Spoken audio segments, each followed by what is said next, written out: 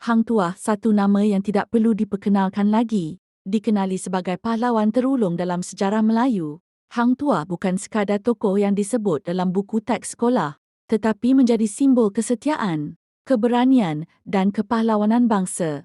Namun di sebalik segala kemasyhuran itu, satu misteri masih menjadi persoalan besar hingga ke hari ini. Di manakah sebenarnya makam Hang Tuah? Sejak ratusan tahun lalu, pelbagai versi diceritakan. Ada yang kata Hang Tuah dimakamkan di Tanjung Kling, Melaka. Ada pula yang percaya Hang Tuah tidak pernah mati, sebaliknya gaib seperti wali dan akan kembali di akhir zaman.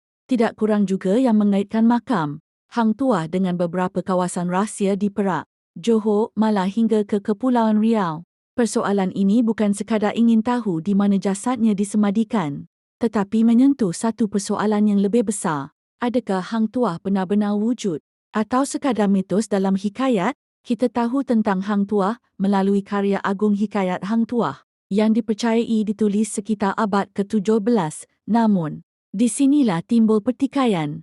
Sejarawan barat seperti Winstead mengatakan Hang Tuah hanyalah watak dongeng, tetapi ramai sejarawan tempatan dan pengkaji sejarah Melayu menyangkal pandangan itu.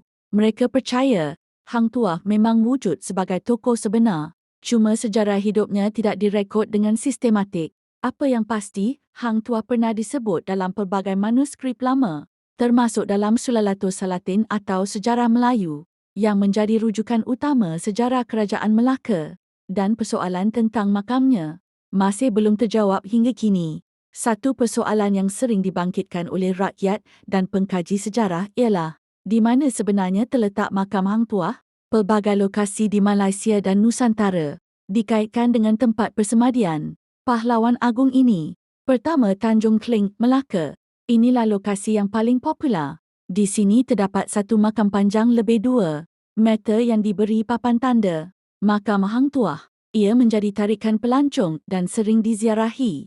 Terletak tidak jauh dari rumah tradisional Hang Tuah. Namun, tiada bukti kukuh atau dokumen rasmi yang mengesahkan jasad Hang Tuah benar-benar dikebumikan di sini. 2. Kampung Duyung, Melaka. Di sinilah terletaknya perigi Hang Tuah. Tinggalan sejarah yang dipercayai pernah digunakan oleh beliau dan sahabat-sahabatnya. Kampung Duyung sering dikaitkan sebagai tempat asal Hang Tuah. Ada juga yang percaya makam asalnya pernah wujud berhampiran kawasan ini, tetapi hilang atau dialih ketika zaman penjajah. 3. Perak Gunung Ledang atau Hulu Perak. Beberapa teori lain mengatakan Hang Tuah bersara dan menetap di kawasan pedalaman Perak. Ada yang percaya makamnya tersembunyi di kaki Gunung Ledang atau di sekitar Hulu Perak, jauh dari perhatian penjajah dan orang awam. Tempat ini dianggap suci dan jarang dikunjungi. 4. Johor Lama dan Kota Tinggi. Dalam beberapa catatan lisan orang-orang lama, Hang Tuah dikaitkan dengan Johor selepas kejatuhan Melaka. Ada versi mengatakan beliau menjadi penasihat kepada Sultan Johor dan meninggal dunia di sana. Namun tiada makam rasmi yang boleh dikenal pasti. 5. Kepulauan Riau atau Sumatera. Ada juga dakwaan yang mengatakan Hang Tuah berhijrah ke Kepulauan Riau setelah kecewa dengan keadaan politik Melaka.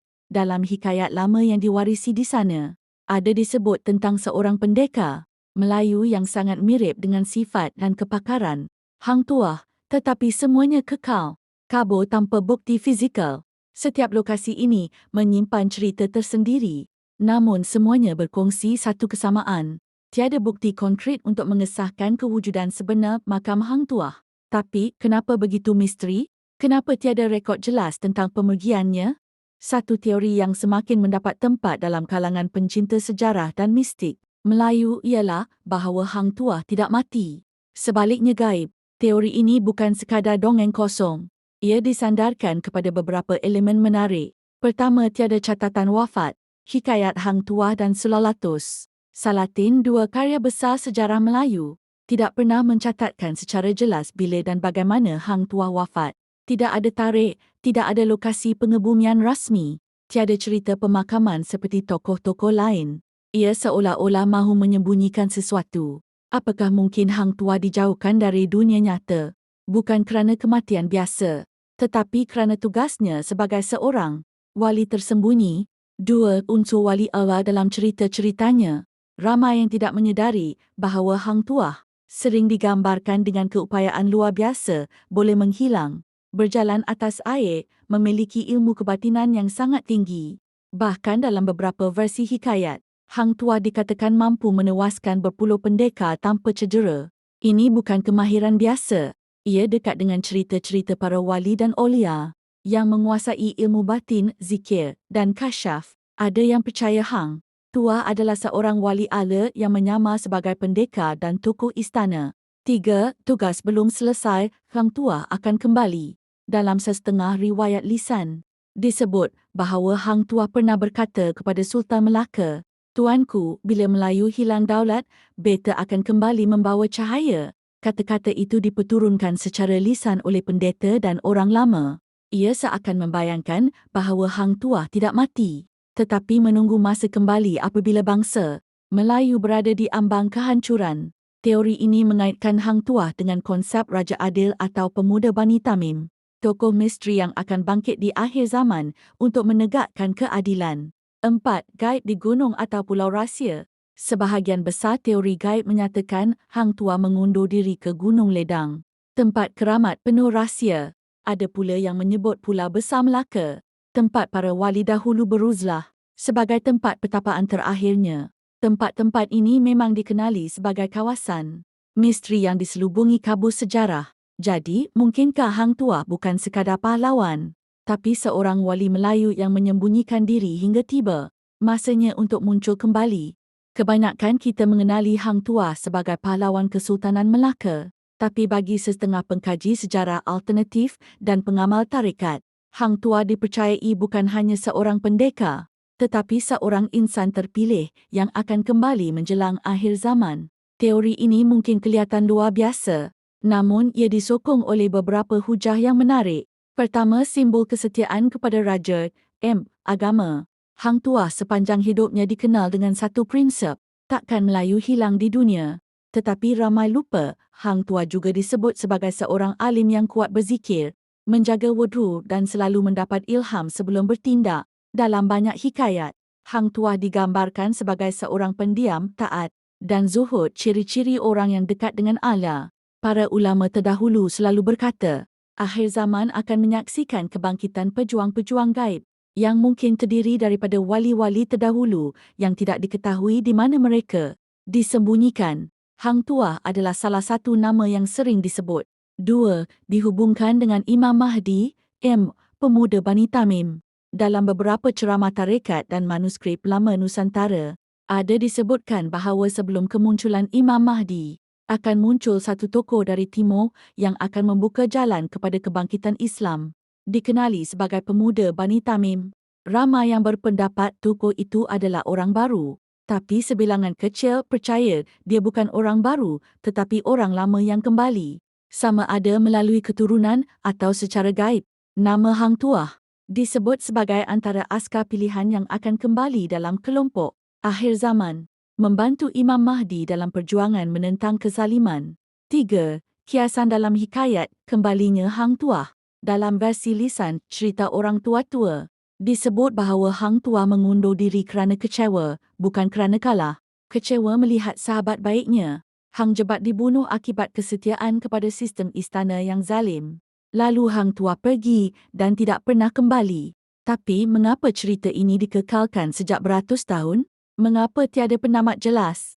Adakah kerana memang Hang Tuah ditakdirkan akan kembali bila umat Melayu hilang arah? Teori akhir zaman ini membawa kepada penutup yang besar. Adakah Hang Tuah benar-benar tokoh sejarah atau lambang harapan Melayu di akhir zaman? Jawapan sebenar hanya Allah yang Maha mengetahui. Tapi selagi makamnya belum pasti, selagi itu nama Hang Tuah akan kekal hidup dalam jiwa orang Melayu.